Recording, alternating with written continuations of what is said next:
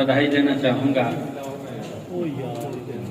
संजय भाटिया जी और करमवीर बौद्ध। मैं दोनों को बहुत बहुत शुभकामनाएं और बधाई देता हूं। भारतीय जनता पार्टी के प्रत्याशी संजय भाटिया जी विजयी हुए हैं। कांग्रेस के प्रत्याशी करमवीर बौद्ध जी एक वो विजयी हुए हैं। मैं दोनों को बहुत बहुत बधाई और शुभकामनाएं देता हूं। चुनाव बड़ा इंटरेस्टिंग रहा है। चुनाव इंटरेस्ट इसलिए रहा है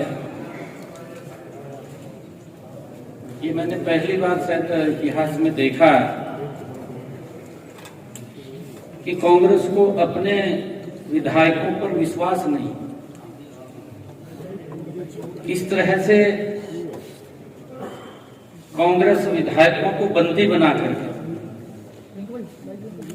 एक एक घंटे बाद अलग अलग स्थानों पर ट्रांसफर करती रही। ये भी इतिहास में मैंने देखा है कि स्वयं कांग्रेस के वरिष्ठ नेता पोलिंग एजेंट बन गए, कांग्रेस के प्रभारी पोलिंग एजेंट बन गए। ये पहली बार मैंने देखा है। ये चुनाव और भी इंटरेस्टिंग रहा है क्योंकि इसमें INLD का भी रोल वो कांग्रेस की बी टीम के रूप में नजर आया है। क्योंकि वो इसलिए नजर आया है कि हमने तो संजय भाटिया जी को खड़ा किया था।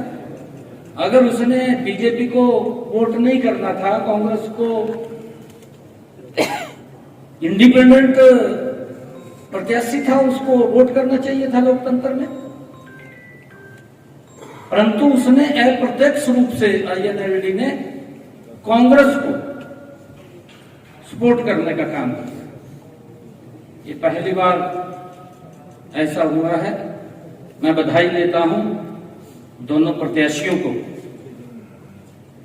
विजय हुए हैं और हमें पूरा विश्वास है कि हमारे दोनों प्रत्याशी हरियाणा के विकास में अपनी भूमिका निभाएंगे। एक वोट से इंडिपेंडेंट जो प्रत्याशी थे सतीश नांदल जी, एक वोट से मात्र हार हुई। कांग्रेस के लगभग 9 वोट इंडिपेंडेंट प्रत्याशी की तरफ गए और इतना ज्यादा मैंने कहा है कि कांग्रेस को अपने विधायकों के ऊपर विश्वास नहीं है।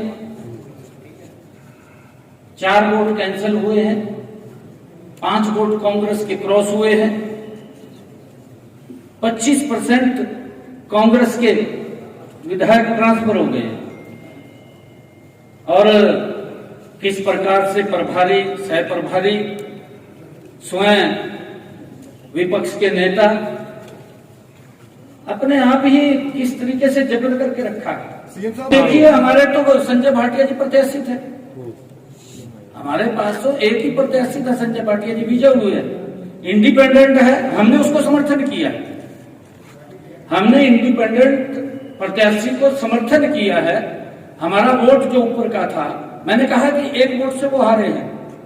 और INLD वो कांग्रेस की बी टीम नजर आई है इस चुनाव के अंदर। आप लोग देख रहे हैं, एक वोट से मात्र इंडिपेंडेंट हारना ये कांग्रेस के लिए, क्योंकि कांग्रेस को अपने विधायकों पर विश्वास नहीं है।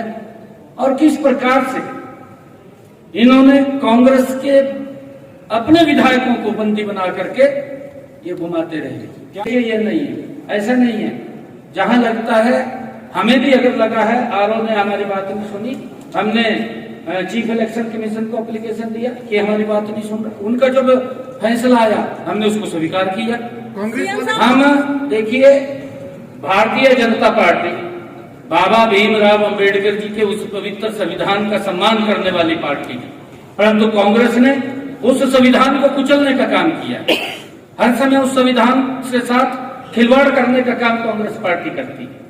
मैं थोड़ी रोक सकता हूँ किसी को? बीजेपी की मंशा नहीं, हम थोड़ी रोक सकते हैं। निर्दलीय की अपनी मर्जी है, वो किसी को इस लोकतंत्र में कौन रोक सकता है?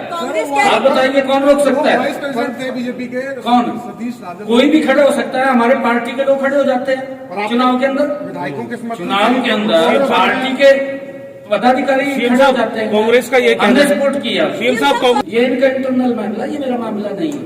भविष्य क्या देखता है सर? उनका कार्रवाई होगी तो कांग्रेस समाप्त हो चुकी है, कांग्रेस का भविष्य नहीं रहा।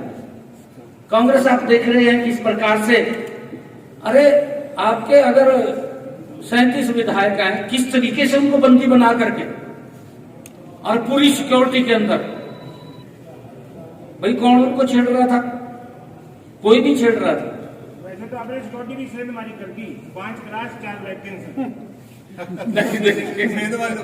नहीं, मैंने नहीं किया। देखिए, ये जो हमारा जो आजाद प्रत्याशी था उसने सेंधमारी किया। देखिए, अंतरात्मा से वोट दिया सबने, हमने भी तो अंतरात्मा से दिया उसको वोट। हमारे पास वोट फालतू थे, हमने कहा भी हमने कहां देना है। कांग्रेस को तो हम दे नहीं सकते थे, हमने इंडिपेंडेंट को दिया। हमने कह करके दिया। मैं तो पहले भी प्रेस में कहा कि हम आजाद को देंगे भाई, जो हमारे वोट बचेंगे। परंतु एक वोट से मात्र